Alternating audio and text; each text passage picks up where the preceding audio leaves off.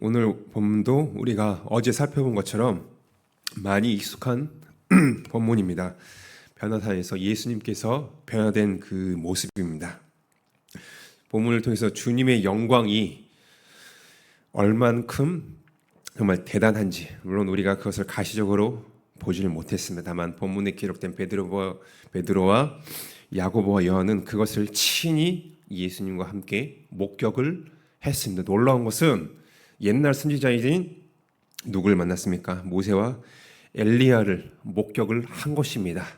천국에서 볼 수 있는 그것을 베드로와 야고보와 요한은요, 이 땅에 있을 때 하나님의 특별한 은혜로 그들은 예수님을 통해서 그것을 경험했습니다.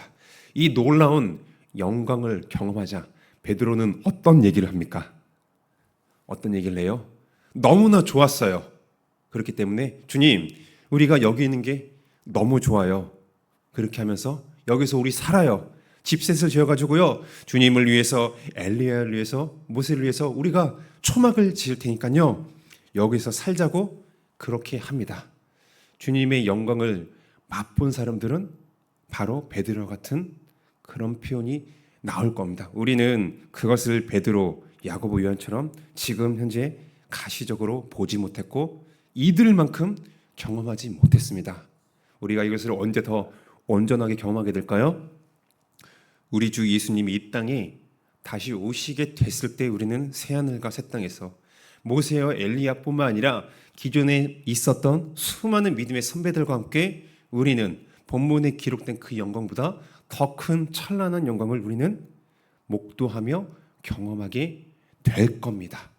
우리 또한 이 땅에 사는 것이 너무나 힘들기 때문에 우리가 이들만큼 경험하지 못할지라도 떠나기가 싫어요. 여기 있는 것이 너무 좋사오니 라고 하면서 주님과 온종일 있고 싶을 때가 있었습니다. 그런 적이 없나요? 왜냐? 세상에 나오면은 가정을 보고 직장을 보고 나를 힘들게 하는 사람을 만나면 나오기가 싫어요. 그냥 있고 싶습니다. 물론 베드로가 그랬는지는 우리는 정확히 알 수는 없지만은 뭔가 이는 세상에 내려가기보다는 지금 여기 있어서 주님과 함께 있고 싶었습니다. 영광을 더 누리고 싶었던 거죠. 그런데 이때 하나님께서 등장하시죠. 성부께서 구름 가운데 임재를 하십니다. 구름이 덮었다라는 것이 바로 그거예요. 구약에서도 성막이 지어진 이후에 뭐가 등장합니까? 구름이 덮습니다. 성부 하나님의 임재를 드러내는 가시적인 그 역할을 드러내는 구름이 하는데 이때 성부께서 등장하셔서 말씀을 하십니다. 뭐라고 말씀하세요? 이는 내 사랑하는 아들이니. 예수는 하나님께서 성부께서 사랑하시는 아들이다 라는 것을 말씀하실 뿐만 아니라 더 중요한 건 뭡니까? 예수 그리스도의 말을 들어라 라고 그렇게 얘기를 합니다.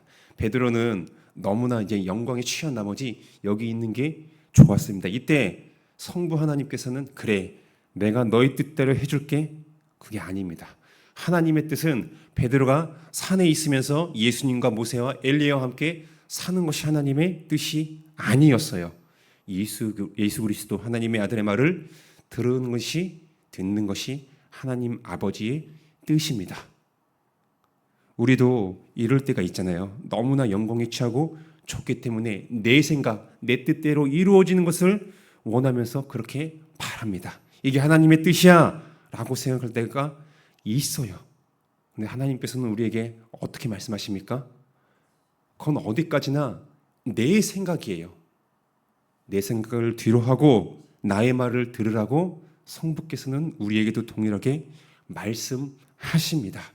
근데 듣는 것은 무엇을 내포합니까? 그냥 들어, 그걸로 끝. 이게 아닙니다. 들었으면은 그 들은 말씀을 순종하는 것을 내포하고 있습니다. 그런데 우리 사람은 구원받은 우리라 할지라도 그렇지 못할 때가 있습니다. 대표적으로 구약에서 우리가 너무나 잘 아는 최근에도 그런 내용의 설교를 들었잖아요. 누구 있습니까? 구약에서 초대 왕인 사울이 있었죠.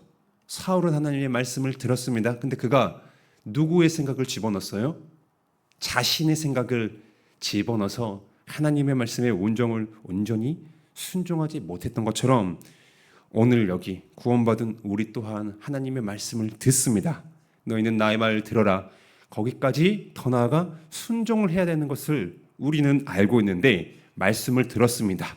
근데 우리는 거기에 무엇을 더합니까? 내 생각을 더할 때가 너무나 많습니다. 그러면서 우리는 이게 하나님의 뜻입니다라고 그렇게 착각을 하는 경우가 있어요.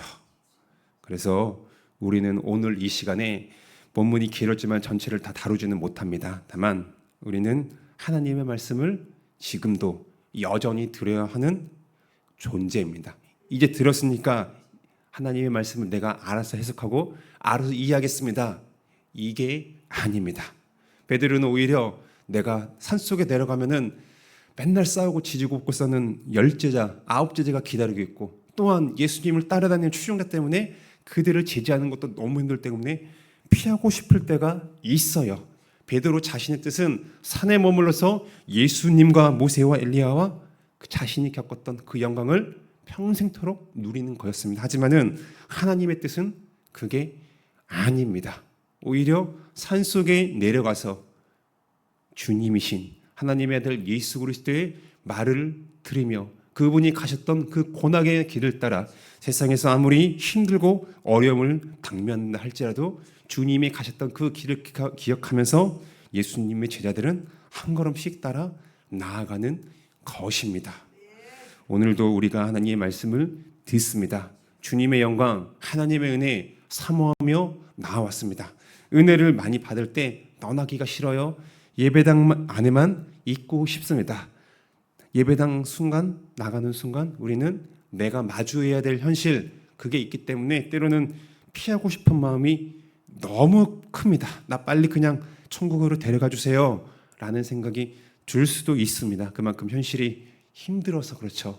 그럴 때 그것은 어디까지나 나의 생각입니다. 하나님께서 우리에게 원하시는 것은 뭐예요?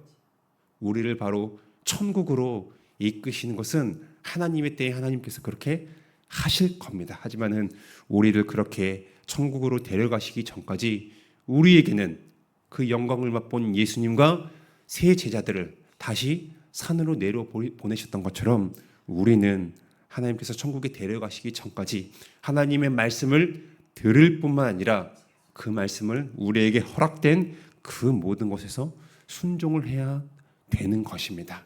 그게 바로 우리가 오늘 살아가면서 지켜야 될 하나님의 뜻임을 기억합시다. 우리에게도 사울과 같은 성정이 동일한 사람이고 죄성이 있기 때문에 하나님의 말씀을 드렸던 것처럼 내 생각을 섞어서 이게 하나님의 말씀이다라고 혼합하기가 쉽습니다. 그러면서 이게 완전한 순종이라는 포장지를 싸서 하나님께 갖다 바칩니다. 근데 하나님 보시기에 그것은요 온전한 순종이 아니죠. 그래서 우리는 하나님의 말씀을 오늘도 듣고 내일도 앞으로도 이번 한 주도 많이 듣습니다.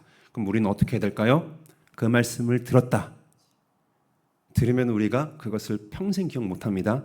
예배당을 나가는 순간 우리는 어떻게 돼요? 우리가 들었던 말씀은 놀랍게도 사라지는 역사를 경험하게 되기 때문에 우리가 오늘 살아가면서 다 기억 못할 수도 있습니다. 어떻게 해야 돼요? 말씀을 귀로 듣습니다. 그러면 우리는 그 들은 말씀 하나라도 머릿속에 기억을 해야 됩니다. 되새겨야 돼요. 묵상을 해야 됩니다. 그럴 때 10개를 들었다고 하면은 그래도 하나를 우리는 건질 수가 있습니다. 기억해요. 묵상하면서 내 마음에 새겼습니다. 이렇게 해야겠다라는 다짐도 합니다. 근데 우리 안에 있는 죄성이 성령의 소욕과 싸우게 됩니다. 그럼 우리는 이제 어떻게 해야 될까요? 순종으로 나아가기 전에 성령께 우리는 도우심을 구해야 됩니다.